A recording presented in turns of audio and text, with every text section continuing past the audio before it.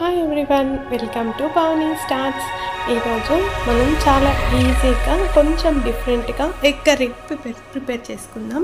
చాలా బాగుంటుందన్నమాట. ముందుగా స్టవ్ ఆన్ చేసి ఒక కడాయి పెట్టుకొని అందులో ఆయిల్ వేసుకుందాం.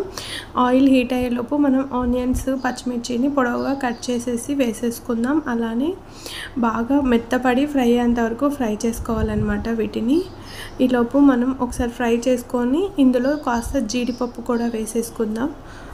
జీడిపప్పు కూడా వేసేసి మంచిగా ఫ్రై చేసేసుకోవాలి. ఇవి మెత్తపడ్డ తర్వాత వీటిని పూర్తిగా చల్లారనిచ్చి మనం మిక్సీ జార్లోకి ట్రాన్స్ఫర్ చేసుకోవాలన్నమాట.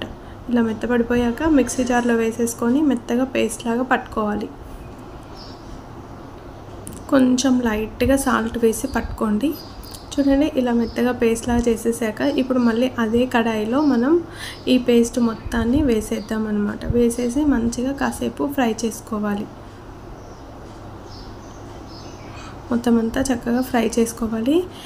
పడుతుంది అనిపిస్తే ఇంకాస్త ఆయిల్ వేసేసుకోండి.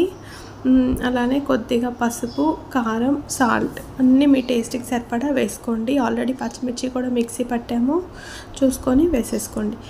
సాల్ట్ కూడా వేసేసి మంచిగా మిక్స్ చేసుకుందాం.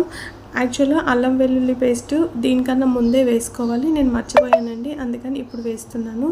అల్లం వెల్లుల్లి పేస్ట్ కాస్త పచ్చివాసన పోయేంత వరకు మంచిగా ఫ్రై చేసుకోవాలన్నమాట. ఫ్రై చేసుకొని ఇప్పుడు ఇందాక మిక్సీ పట్టుకున్నాం కదా, ఆ జార్లో కొద్దిగా వాటర్ వేసేసి ఆ వాటర్ అంతా ఇందులో వేసేసుకొని మంచిగా ఈ మసాలాని కాస్త ఉడికించుకుందాము. ఎంత ఉడికితే మనకి అంత టేస్ట్ బాగా వస్తుందన్నమాట. ఇంకాస్త వాటర్ వేసేసి ఉడికించుకుందాం. ఈలోపు కొద్దిగా గరం మసాలా కూడా యాడ్ చేద్దాం. మనం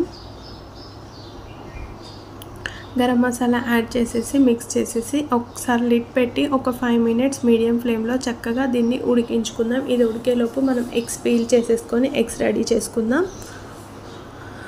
5 మినిట్స్ తర్వాత లిడ్ ఓపెన్ చేసి ఆయిల్ అనేది మనకి సపరేట్ అవుతూ ఉంటుంది. ఇలా సపరేట్ అయినప్పుడు మనం మొత్తం అంతా మిక్స్ చేసేసుకొని ఎగ్స్ వేసేసుకోవడమే. ఎగ్స్ వేసాక జస్ట్ ఒక 2 మినిట్స్ ఉడికించుకొని ఫ్లేమ్ ఆఫ్ చేసేసుకొని వేడి అన్నం వేసేసుకొని తింటే చాలా బాగుంటుంది. అన్నంలోకైనా, చపాతీలోకి, పరోటా, పుల్కా ఎందులో అయినా చాలా బాగుంటుందండి. ఈ కర్రీ చాలా సింపుల్గా కూడా ప్రిపేర్ చేసేసుకోవచ్చు. చాలా ఈజీ అన్నమాట. ఓన్లీ ఉల్లిపాయలే ఉన్నాయి, యమ్మీగా ఏదన్నా తినాలి అని అనిపిస్తే మాత్రం ఇలా చేసేయండి. మనం ఇందులో యాడ్ చేసింది ఓన్లీ ఆనియన్ మసాలాస్ తప్ప ఇంకా ఏమీ యాడ్ చేయలేదు కదా. నచ్చిందా ఫ్రెండ్స్? మీకు కనుక నచ్చినట్లయితే లైక్ చేయడం మాత్రం మర్చిపోవద్దు. Thank you for watching my video. Bye bye.